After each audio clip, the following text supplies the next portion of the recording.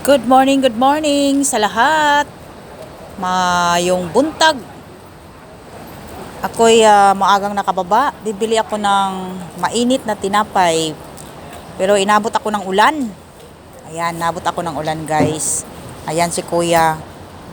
Nagbubukas siya ng kanyang payong. Ayan, ang makulimlim ang ating panahon. Nintay ko yung bakery. Mayroon pang 5 minutes. Magbubukas sila.